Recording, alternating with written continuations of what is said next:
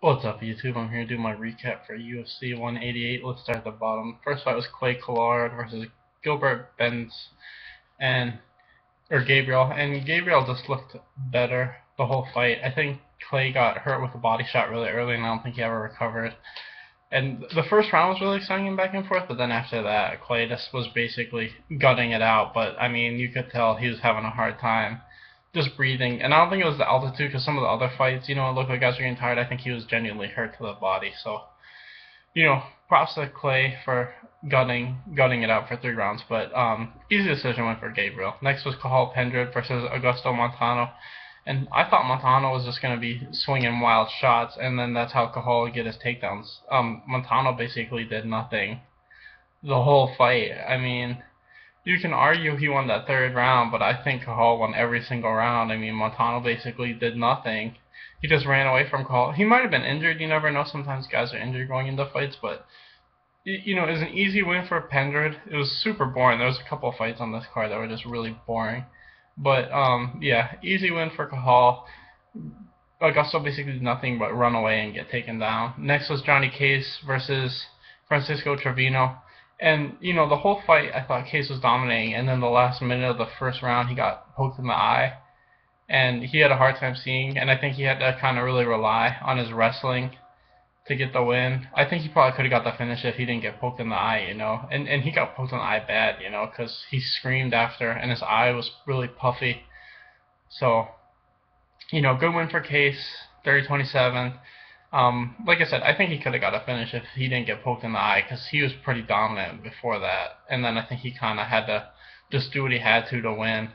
Next was Patrick Williams versus Alejandro Perez, and this fight was like 20 seconds or something like that. Patrick basically threw an overhand right, dropped Alejandro, and submitted him with a guillotine. That was the whole fight.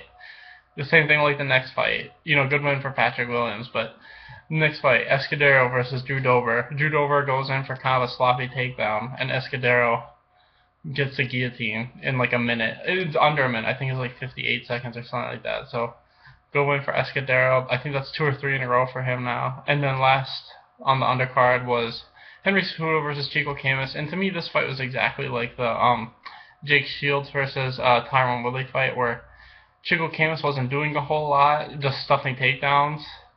And Henry Cejudo was just throwing a lot of strikes and, constantly pressuring Camus. And even though Camus is stuffing takedowns, he's not really doing anything. And that's why I would give that fight to Cejudo, just because he's the one that's actually trying to make something happen in the fight, as where Camus is just being defensive. So yeah, easy 30-27 decision for Cejudo, in my opinion. Just like when Jake Shields fought Tyron Woodley, that was an easy 30-27 for Shields. I know a lot of people thought Woodley won that, but I mean, I don't think you should win a fight when you do nothing. And that's very, Camus actually did more than Woodley did, so I could actually see an argument for this fight, but I still think Cejudo won it pretty easy. Next on the main card, first fight was Tecia Torres versus Angela Hill.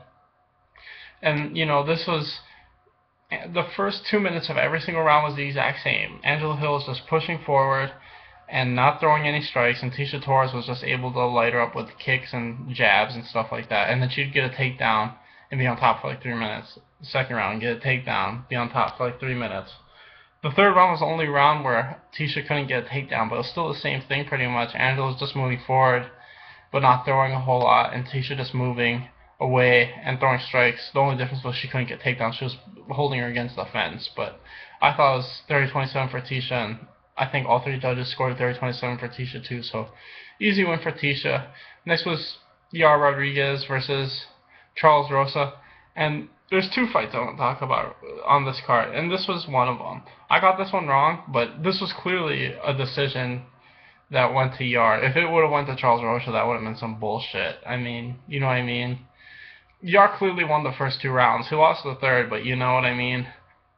Like, even though I got this one wrong, I'd rather see the guy who was the better fighter and who clearly won the fight get the win. Which is why when it was a split decision, I was like, they better not fuck this guy over. Like, I don't care if I get it wrong. I just don't want the guy to get fucked over.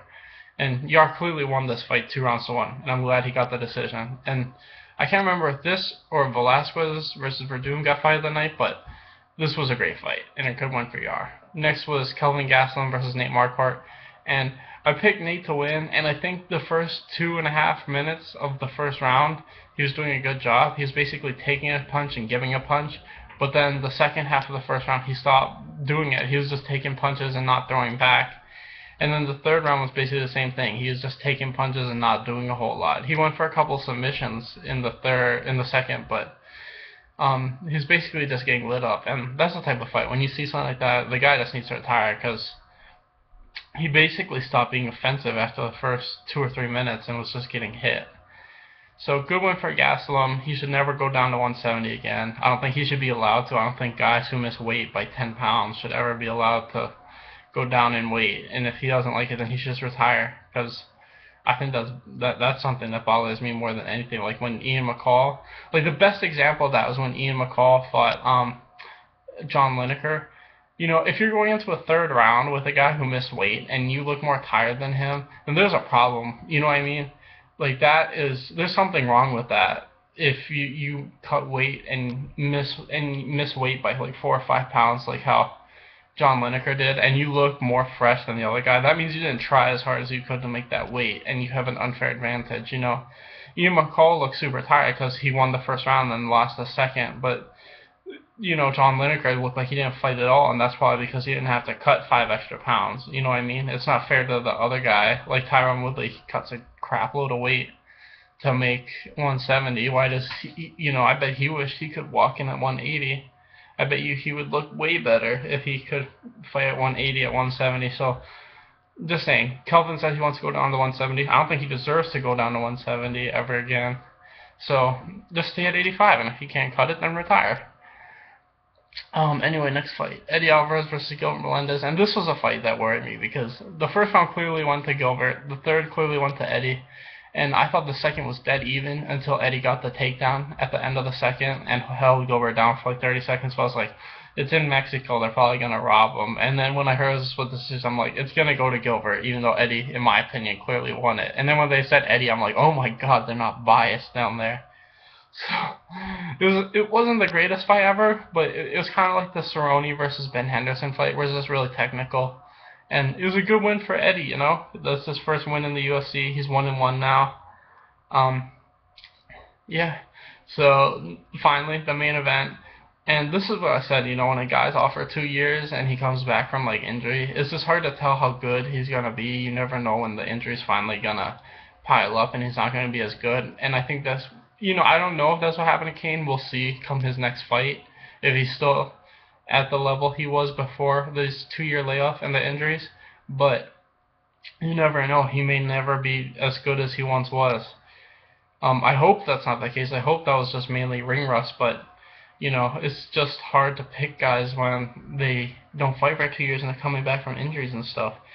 But Verdun looked great. You know, I think even if Cain was in 100% shape, I still think Verdun would have a chance no matter what, because his striking obviously looks super good, and his jiu-jitsu is just as good as Cain's wrestling. So I thought this fight would have been close no matter what, but I just felt like there was no way Cain was winning this one just because of all the time he had off and the fact that he was coming back from an injury. So great win for Verdun. You know, he won by guillotine, and he was lighting Cain up. I mean, the whole striking was basically one-sided. Anyway, thanks for watching, guys. I'm gonna do my prediction video for Jake Chef versus Pena soon. So thanks for watching, guys. Please like and subscribe.